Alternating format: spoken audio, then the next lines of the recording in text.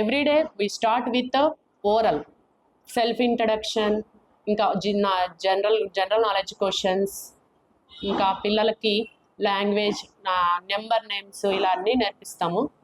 And every ఫెస్టివల్కి మేము celebrate చేస్తాము. 1 day బిఫోరే సెలబ్రేట్ చేసుకుంటాము. అందరు పిల్లలు పార్టిసిపేట్ చేస్తారు ఇందులో. ఇంకా every Saturday is a bagless day.